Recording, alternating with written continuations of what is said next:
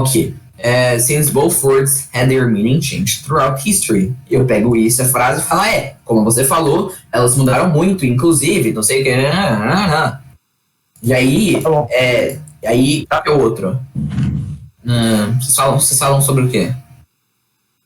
Agora é sobre civilization. Eles falam, in contrast, the word civilized, pronto. Tá bom.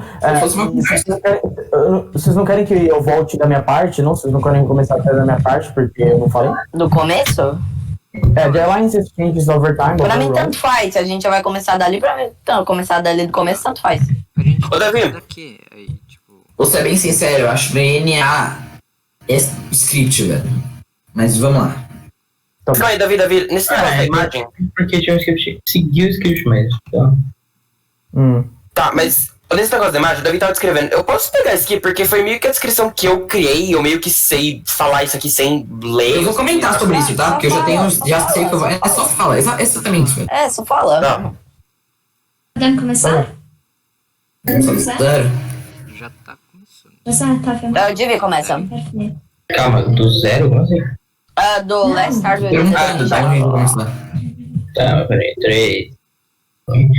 Let's start with the definition of the word barbarous. So, according to the dictionary, it's barbarous or uncivilized state or condition. And something barbarous, a barbarous act, is something that is belonging to a barbarous condition.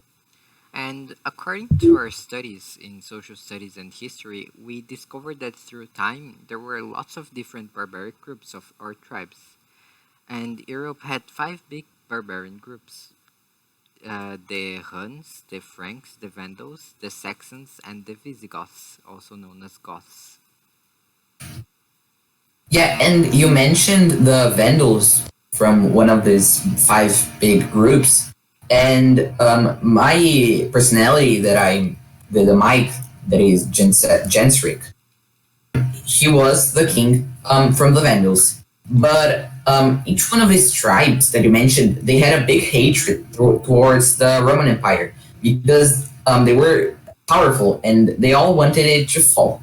So for many years, they attacked and tried to destroy Roman cities because they were the edges of the Roman territory. Contrast of what you would probably think.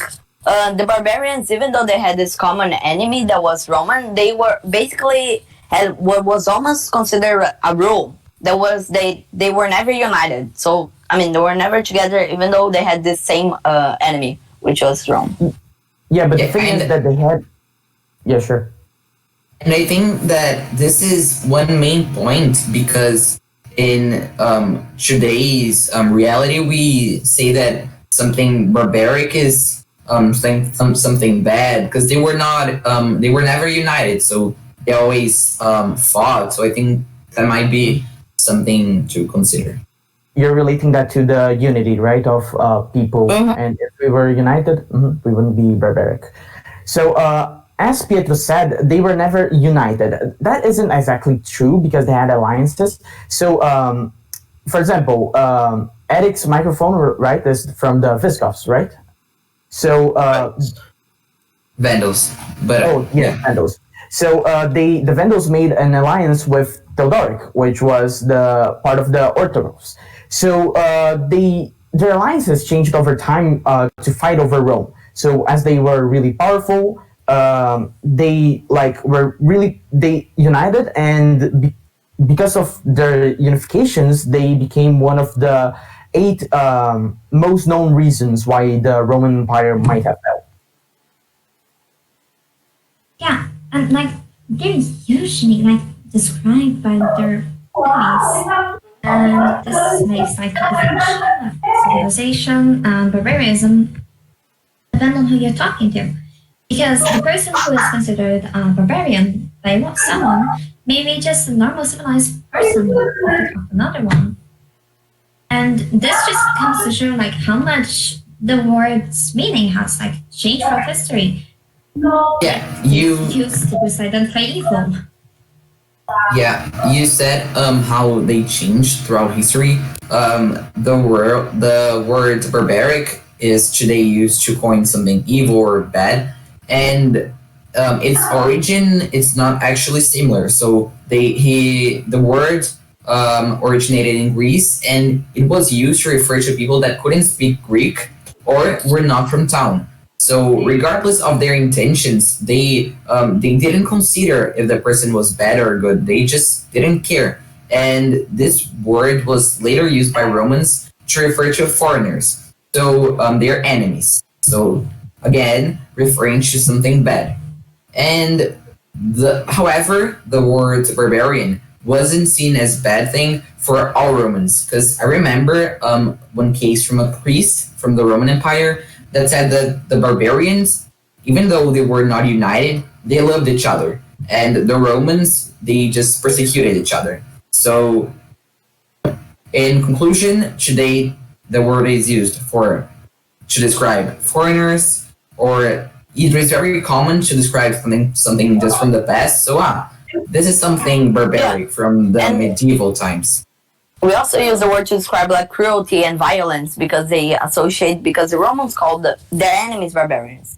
But it's a very hypocrite if the meaning of the word today of cruel and violence was used in the old days. Because Romans were also very cruel. As you mentioned, they killed each other, they were also very violent.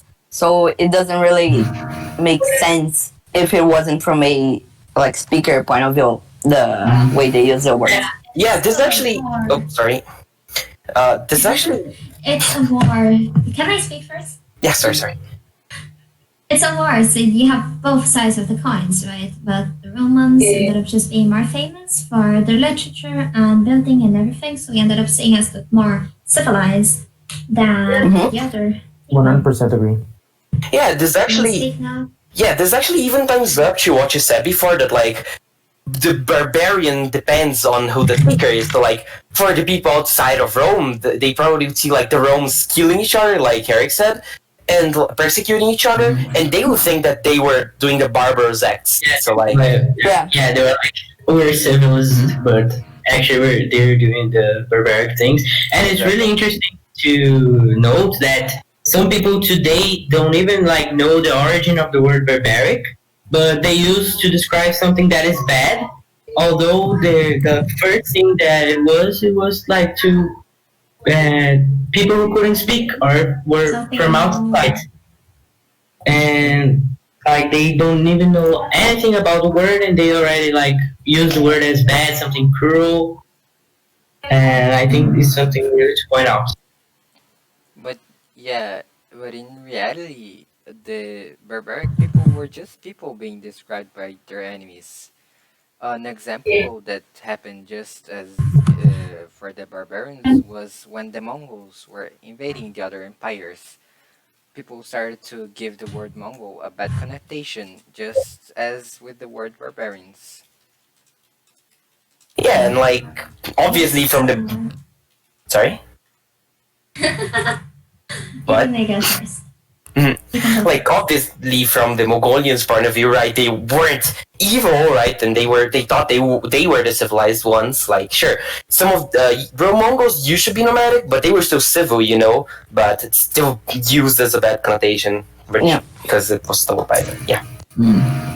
All the way until today, that word actually has a bad connotation. People call each other Mongols if they see the other person as weird or even doing bad things. And then you're just considered a Mongol. Yeah, exactly. That's basically a slur in the Portuguese language. So that explains how you can change the meaning of a word by associating it to bad things. Yeah. History depends a lot on who you're talking to and their point of view. And actually calling the other barbarians or giving a bad connotation to the other side of the war, for example, of the battle, it was actually a very effective strategy that was used in wars. Because when you do this, you basically make yourself look like the good guys and the other like the bad guys. And even though the people in Rome were very cruel, we don't remember them for those bad things. But for the barbarians, we do remember as a word until today can mean cruel and violence and all those bad things. usually end up hearing the side of the story of the one that have more power, or Yeah. in this case, the Romans. We actually have an image about this that we were up. If someone could put it into the video, maybe. But yeah.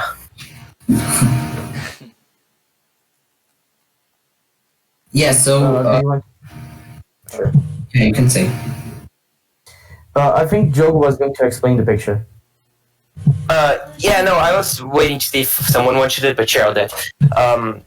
So basically, oh, sure, you're the host, you can do it. I'll just share the screen and then you see. You don't need. No.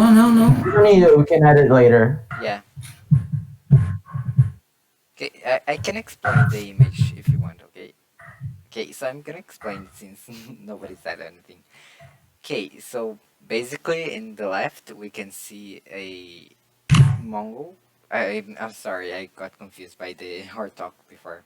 A barbaric attacking a civil person, and in the right we see a civil person attacking a barbaric person.